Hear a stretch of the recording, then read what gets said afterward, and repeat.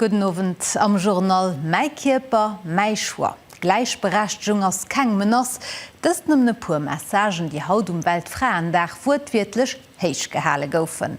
Bei der Marsch Feminist an der Stadt, die vun der Plattform Jive organiséiert gëtt, sinn de mëttech tausende Leiit mat Schëlder, Musik an hireer Stëmm de Strosse gezunn, fir Frauenrechte a Gleichstellung opmerksam ze machen, mat am Fokus des Zürlin Kruchten Thema Gesundheit. Wir schwätzen über Endometrios, über chronisch Peng bei der Regel, über eine schwere Menopause, über traumatische Geburten und über viele andere Realitäten. Das sind nicht just Frauenprobleme. Nee, das sind politisch Gesundheitsfragen. Gesundheit soll kein Privileg sein, mehr ein Recht für jeden.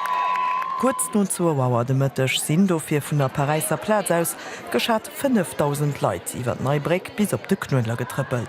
Et gouf betont, dat Gesundheit net just eng froh vu medizinischer Versorgung ass, méi stark vun Abecht, Akkommes, Wohnsituatioun oder nach Diskriminierung beaflosst gëtt.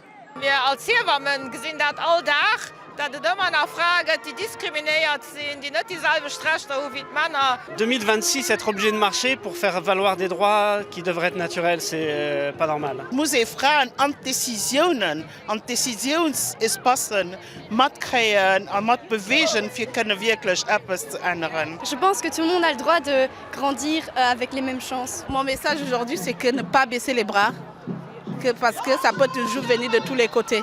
Und dem Herr Schockmal vielmals merci, dass er mich daran erinnert, als Deputierten, für was das Tag so wirklich wichtig ist. Weil am Kontext Avortement nach immer net schiet fir geif gut heechen, dats eng Fra iwwer hire Kierper soll bestimme können.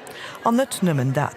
Fi an allem Fraen an aner Minoritärgruppen wären noch méidags vun onbezuelter Care-Abecht a Gewalt betraff, an dat geif sech langfristig op hir kierperlech a psychisch Gesundheit auswirken.